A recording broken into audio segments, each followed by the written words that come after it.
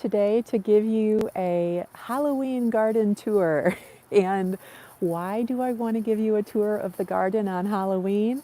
Because there's so much beauty and joy to experience when you really spend a few minutes or a lot of minutes with a garden any time of year, especially a native garden, a garden full of native flowers and grasses and plants. It's such fun, so many things to explore. Hi, I'm Stephanie. I am with Our Natural Wisdom. I am an eco-intuitive coach and teacher, and I especially love to support women who struggle with anxiety and perfectionism. And I like to help you through deepening your connection with Mother Earth and the wisdom that reawakens within you, the wisdom that you already hold within you, how to reclaim your peace. This is, I'm really needing to do a little walk through the garden today because we're at about a week of having at least one, if not both kids home with a really nasty head and chest cold. And I haven't gotten out as much as I would like. So this is just an example of how I find peace and calm and just a little bit of quiet when we're dealing with stuff that's consuming and that can be challenging. So I love to just step outside right into our gardens and take a few moments to really connect with the earth and connect with the wisdom that I hold within myself.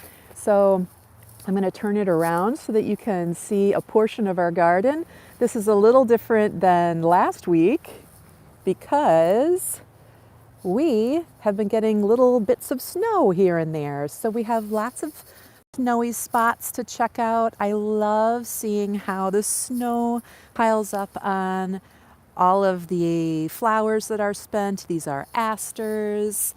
These are golden Alexander, and I just have always been so, intrigued by them because they have this star-shaped pattern that is so calming, and in the winter it really holds on to the snow, and sometimes ice and sleet will accumulate on them and really show off that starry pattern.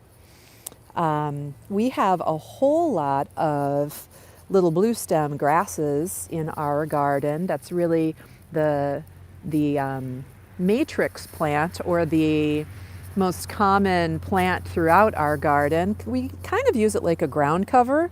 It really allows for a prairie type feel to your garden, especially when you use grasses, if that's something that you're into. And of course, look at how these little guys hold on to the grasses too. Oh my gosh, these grasses, I cannot say enough good things about them. Little blue stem grass is beautiful in any time of year, from the very beginnings of the spring when they start coming up to the middle of the winter. Just seeing how they move in the breeze and are just so delightful and calming. It's kind of like looking out at a field of wheat. I don't know if you've ever had the pleasure of that, but just seeing how it moves within the breeze. And there's something from that texture that is so deeply healing. And I actually talk about this in my free guide, which I'll provide a link in the description. My free guide to 5 native plants that offer you healing textures within your garden. And in that guide, I talk about how easy it is to bring those textures into your home garden. These are purple coneflower, and these hold a lot of snow too, and they're so beautiful. They're especially coveted by the goldfinch at this time of year. They're already really getting into the seed heads and retrieving a lot of the seeds for nutrients. That's one of the big reasons why we love to keep up the seed heads on native plants, right? So that we can go on feeding the birds throughout the winter months when they need those nutrients. This is, and allowing yourself to enjoy watching the birds too. If we're lucky, we might see a couple land upon the coneflower while we're walking around. And these coneflower are especially meaningful to me. We have a whole lot of it.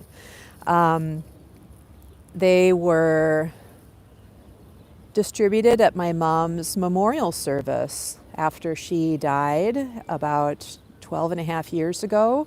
We distributed seed of purple coneflower or echinacea. It was her favorite, one of her favorite flowers, and boy, there are, I would venture to say at this point now, there's got to be thousands of purple coneflower that bloom, that are growing, that are thriving in memory of my mom, which is such a wonderful thing to know in my heart. Just one of those deep connections that we can have with the earth. Using seed as a way of memorializing a person, honoring a person, or an animal that has passed. This is a beautiful little shrub called Fothergilla, and it's a smaller shrub, but boy, look at this beautiful color that it turns in autumn. So when we talk about native gardens, you know, a lot of people think about spring and summer and all of the blooms and the butterflies and the bees, and of course there is that, absolutely. But there's also the late fall and the winter time. And having these plants to connect with throughout the course of the year allows you for those moments of stillness that nature is always inviting you into. This particular plant, this is white wild indigo, and I love how the leaves curl up when they have died. They're just this little curlicue, and I feel like the fact that they turn black is just, and the leaves stay on after they've turned black. It feels like such a perfect time of year, of course, this being Halloween and the beginning of the Samhain season, and how it just is a reminder of the circle of life. This is a time of year where we can acknowledge and even celebrate that death is a part of life. And we can see how it is an infinite circle and a constant circle, a constant cycle. There is no ending in this cycle that we're all experiencing together. It is just a circle of life and death and rebirth. And, you know, this is such a special place to go to your own garden when you have those moments that you especially need some stillness, some quiet, to be able to step right outside your front door or your back door, wherever it may be, and enjoy what is available to receive from connecting with these beautiful plants. These are goldenrod that have gone to seed, and now they're covered in a little bit of snow, looking so fluffy and sweet. The bees were all over these until just last week we've had some warm weather last week, and then recently it's really cooled down. You know, walking around the gardens and just reflecting on all of the beauty that is here, even beyond the traditional growing season. Reflecting on all of the seeds, so many seeds. Seeing how they are here within the within the coneflower. The birds are loving these seeds, and the asters are especially covered in them. I'm going to head over here a little bit more out of the sun for you. But check out, I just love these asters in all phases of their life. They're just so delightful. And I never really appreciated asters before I started growing them in our gardens. I always kind of thought of them as a, as a weed, as a wild plant that got a little too crazy in the ditches around us or out in the fields, but I never really appreciated how gorgeous they are up close. And of course, the bees love them, and the birds love them at this time of year, especially. But there's something about the seeds at this time of year that really speak to me. I'm going to turn it around, come back to you. Let me see if I can do that. Trying to turn the camera around. Here we go. So I feel like, and I was wondering if it was going to start snowing again just a little bit while I was out here. We've been getting little flurries.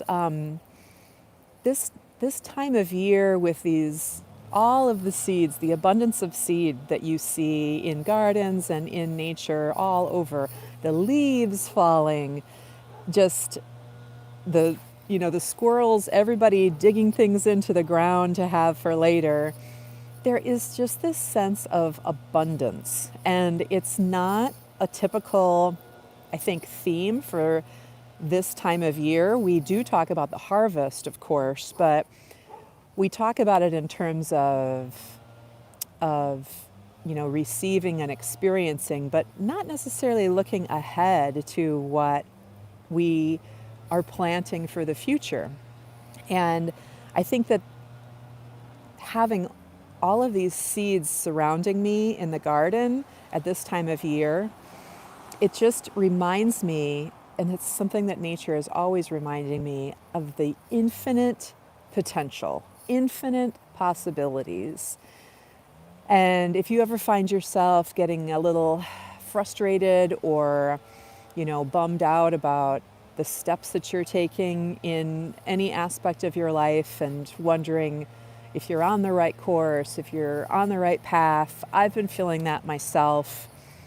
And I've found myself falling into that mindset of lack and of feeling like, well, I already tried everything. I already tried that and it's not working. So this is not going to work. And, throwing your hands up.